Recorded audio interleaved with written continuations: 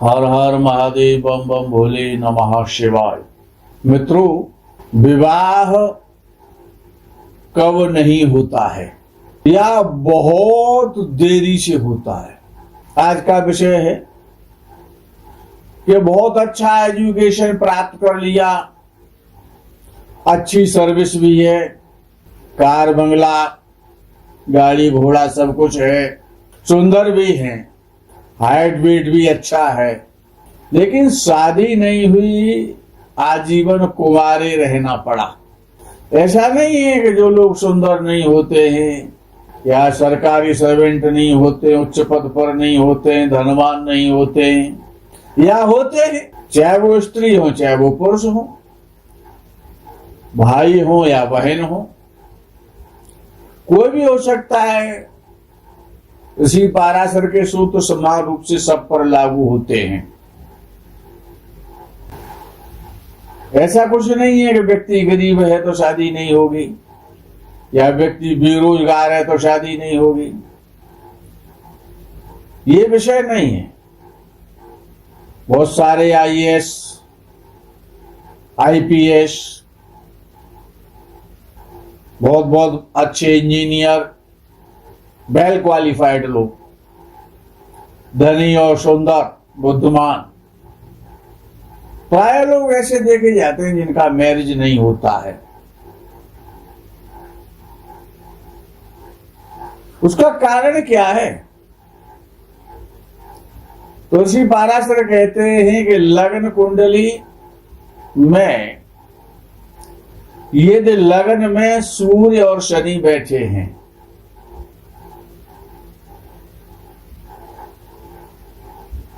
तो शादी होना इम्पॉसिबल है। लग्न कुंडली के सप्तम भाव में सूर्य और शनि बैठे हैं तो विवाह होना इम्पॉसिबल है।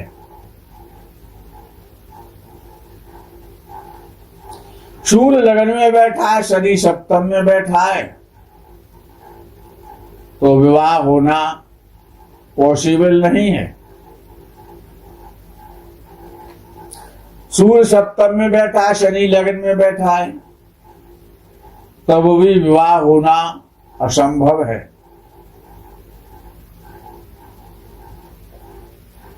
सूर्य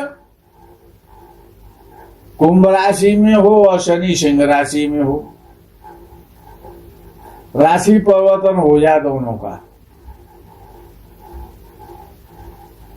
तो विवाह होना अनिश्चित है, असंभव है। ईश्वर की, सदाशिव भगवान की कोई कृपा हो जाए, हो सकता है विवाह हो जाए, लेकिन बच्चे होना तो असंभव है। विवाह देरी से कब होता है? जन्म कुंडली का दूसरा भाव और जन्म कुंडली का अष्टम भाव, ये देखने चाहिए। दोनों का संबंध मांगल्य से है। दूसरा भाव जन्म कुंडली का और अष्टम भाव, ये मांगल्य से संबंध है।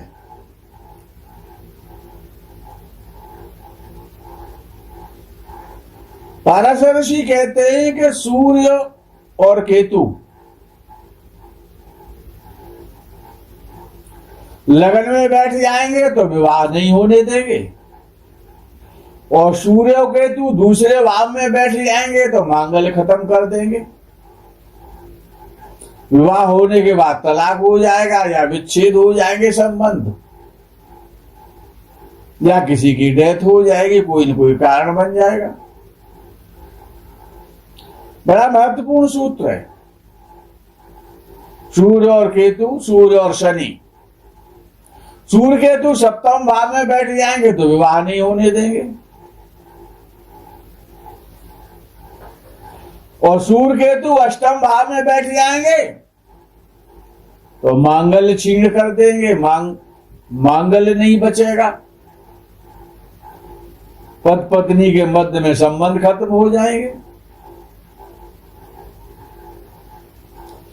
सूर्य और शनि, सूर्य और केतु, इनको देखो विशेष रूप से, ये दूसरे भाव में बैठे हैं सूर्य शनि या सूर्य केतु, या लग्न में बैठे हैं सूर्य शनि और सूर्य केतु, तो विवाह का सुख खत्म। ताली बजाओ, कीर्तन करो। अगर हो भी गया विवाह तो चलने वाला नहीं है। और सूर्य शनि हो या सूर्य केतु सप्तम भाव में बैठ गए तो भगवान का भजन करो। स्त्री का सुख खत्म हो गया। और सूर्य केतु या शनि केतु या सूर्य शनि, ये बड़ा भयंकर ग्रह है।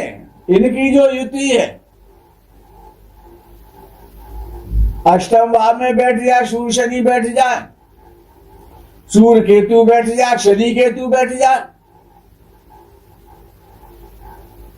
विवाह की उम्र निकल जाएगी तब विवाह होगा। शनि केतु, सूर्य शनि, सूर्य केतु, शनि केतु युति बना के बैठ जाए। कहां याद कर लो, दो ही ग्रह, तीन ग्रह है ये। एक तो सूर्य शनि है, एक सूर्य केतु है, एक शनि केतु है, एक सूर्य केतु है। केतु की युति सूर्य के साथ, शनि के साथ, सूर्य शनि की युति, सूर्य केतु की युति और शनि केतु की युति। लग्न भाव, दूसरा भाव, सप्तम भाव और अष्टम भाव, ये शादी का योग खत्म करते हैं। वैवाहिक जीवन का सुख खत्म करते हैं। चार भाव बताए मैंने आपको, लगन और दूसरा सप्तम और अष्टम, पहला और दूसरा सप्तम और अष्टम। इनमें सूर्य केतु, सूर्य शनि, शनि केतु, शनि सूर्य यदि बैठे हैं, पहले तो विवाह ही नहीं होगा,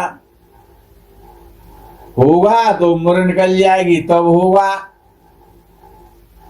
अच्छा, फिर विवाह की इच्छा मर गई, अंदर से मन करता है भाई अब विवाह करके क्या लाभ, जीवन यापन ऐसे ही कर लो,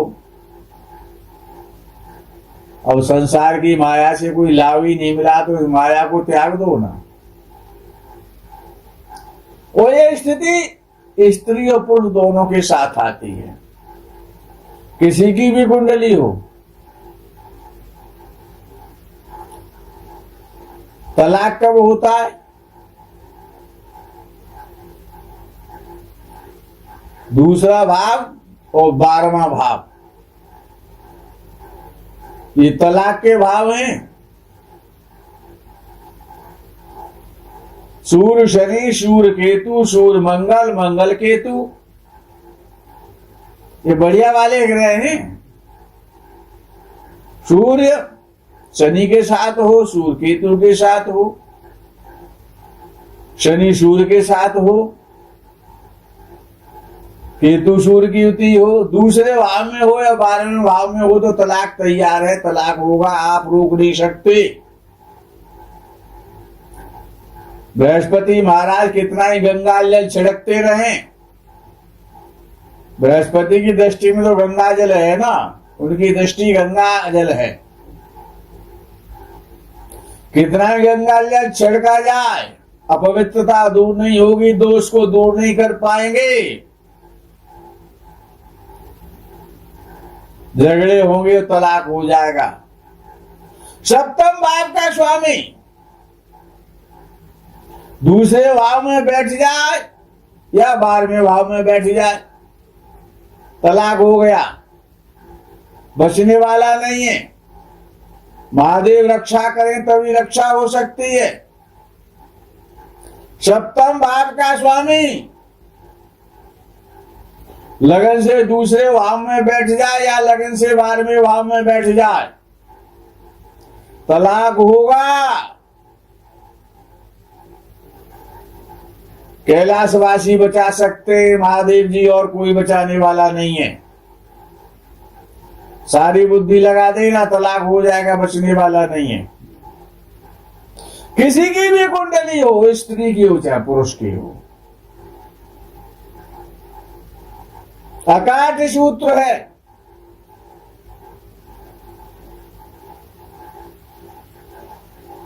मित्रों,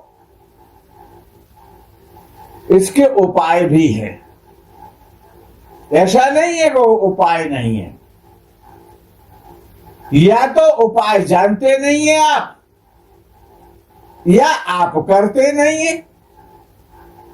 भैया रोग हो गया है, क्या कैंसर ठीक नहीं होता है? लाइलाज है, लेकिन ठीक तो होता है। उसके लिए स्पेशलिस्ट चाहिए। सामान्य डॉक्टर उसका इलाज नहीं कर पाएगा, झाड़ फूंक वाला उसका इलाज नहीं कर पाएगा। जो कैंसर स्पेशलिस्ट है वही कैंसर का इलाज कर सकता है। समय लगता है, प्रतीक्षा करनी पड़ती है। इलाज है, उपाय है। एक से एक बढ़िया ऋषियों ने उपाय दिए। किसी को बताया जाए तो कोई करना नहीं चाहता, और जो जो करना चाहता है उसको कोई बताने वाला नहीं है। कैंसर जैसी बीमारी से व्यक्ति को स्वस्थ हो जाता है, व्यक्ति स्वस्थ हो जाता है। हार्ट अटैक जैसी बीमारियां भी अच्छी हो जाती हैं, उनके भी इलाज हैं। तो ऋषियों ने इस अविवाहित और देरी से होने का कारण विवाह का, या जीवन में अविवाहित रहना, या शादी के बाद तलाक हो जाना, इनके उपाय लिखे हैं। शास्त्रीय उपाय हैं, वैदिक उपाय हैं। यदि आप उनका सही रूप से, विधि से, शास्त्रीय विधि से यदि उनका पालन किया जाए तो ये योग दुर्योग सुयोग में बदल जाते हैं। अशुभ योग शुभ हो जाते हैं। ग्रहों को नहीं बदला जा सकता, परिवर्तन तो कर सकते हैं ना। उसका उपाय है। समस्या है तो समाधान है। सही समाधान यदि किसी को मिल जाता है तो उसका कार्य हो जाता है। तंत्र टोना टोटका से कुछ होने वाला नहीं है। यदि ऐसी किसी की कुंडली है, द्वितीय भाव, द्वादश भाव, लग्न भाव, सप्तम भाव और अष्टम भाव, सूर्य शनि, सूर्य मंगल, सूर्य केतु से पीड़ित तो हो रहे हैं, या सप्तम भाव का स्वामी द्वितीय भाव या द्वादश भाव में चला गया है, उम्र निकलती जा रही है, वैदिक उपाय करो, शास्त्रीय उपाय करो, समस्या का समाधान हो जाएगा। अविवाहित रहना या बहुत देरी से वृद्धावस्था में विवाह होना, या विवाह के बाद तलाक हो जाना, इनके समाधान है। अरे भाई, माता पिता की सेवा, सामान्य उपाय बता रहा हूं, विशेष उपाय तो अलग है जिनको आमने सामने बैठ करके समझाया जा सकता है, उनको बताया जा सकता है, सिखाया जा सकता है। भाई ईश्वर की सेवा है, माता पिता की सेवा है और गौ सेवा है। गौ सेवा सर्वोपरि है इस संसार में। कोई उपाय मत करो, केवल गौ सेवा करते रहो, माता पिता का सम्मान करते रहो, ईश्वर का चरण वंदन करते रहो, उनका चिंतन करते रहो, अनेकानेक समस्याओं का समाधान अपने आप होता रहता है।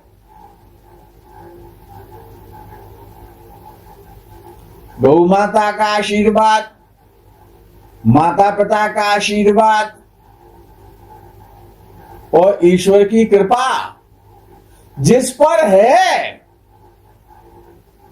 या जिस पर हो जाए या जो इस कृपा को प्राप्त कर ले,